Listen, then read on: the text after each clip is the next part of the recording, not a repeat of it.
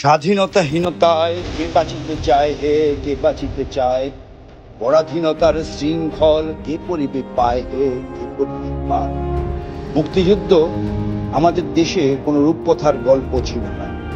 মুক্তিযুদ্ধ ছিল তরুণ টগবগে রক্ত উত্তপ্ত একদল আমাদের বীর সেনানীদের দেশকে স্বাধীন করার সেই স্পৃহা, সেই বাসনা এবং নিজের জীবনকে বাজি রেখে যারা যুদ্ধে অবতীর্ণ হয়েছিল ভাঙ্গা আধুনিক এক শূন্য বাহিনী। তারা কখনো চিন্তা করেনি 30% কোটা পাবে, তারা চিন্তা করেনি এই দেশ মাতৃকা স্বাধীন হলো তারা ভাতা পাবে। একটাই চিন্তা করেছে তখন এই দেশ মাতৃকাকে আমাদের স্বাধীন করতে হবে, আমাদের পাক সেনাদের সঙ্গে যুদ্ধ করতে হবে, আমাদের যারা শোষণ করছে শোষণ থেকে আমাদের মুক্তি পেতে হবে। তারা জীবনকে বাজি রেখে যুদ্ধে অবতীর্ণ।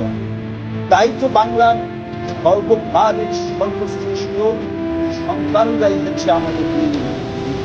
কিন্তু আমরা অত্যন্ত আশঙ্কিত, দিন দিন বয়সের ভারে বৃদ্ধ বয়সে অনেক বিদ্যা মারা যাবে। বিদ্যা মারা যাওয়া মানে এক ইতিহাসের অভিজ্ঞ, এক ইতিহাস সেই সেনানীদের অনেক অভিজ্ঞতার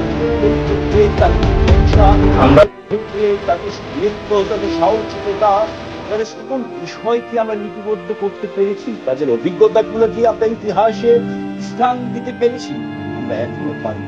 তাহলে এখনই সময় আমাদের এই বীর সেনানীরা চলে যাওয়ার আগেই তাদের সমস্ত অভিজ্ঞতা আমাদের পরবর্তী প্রজন্মের জন্য আমাদের অবশ্যই লিপিবদ্ধ করতে হবে, সংগ্রহ করতে হবে। আর এই সংগ্রহ করার দৃষ্টিভঙ্গি থেকে অধিকারপত্র.com আজকে এসেছে মুন্সিগঞ্জের সিরাজদি খান উপজেলায়, এবং এখানে বীর মুক্তিযোদ্ধা এবং মুক্তিযোদ্ধা কমান্ড্যান্ট জনাব আনোয়ার হোসেন সাহেবের সাথে আমরা এখানে সাক্ষাৎকার গ্রহণ করছি এবং আমরা জানতে চেষ্টা করব ওনার যুদ্ধকালীন অভিজ্ঞতা, ওনার পারিবারিক অবস্থা এবং যুদ্ধে যে টেনশন এবং যে তাদের মাঝে যে এক দেশকে ভালোবাসা, দেশকে স্বাধীন করার যে স্পৃহা, তাদের স্পিরিট, তাদের চেতনা, তাদের দর্শন, তাদের উল্লেখযোগ্য যে কথাগুলো বলতে চায় তারা, সেই বিষয়গুলো আমরা জানতে এসেছি, যাতে এটি পরবর্তী প্রজন্মের জন্য শুধু আনোয়ার সাহেবের নয়, এটা পরবর্তী প্রজন্মের জন্য মুক্তিযুদ্ধের ইতিহাস হিসাবে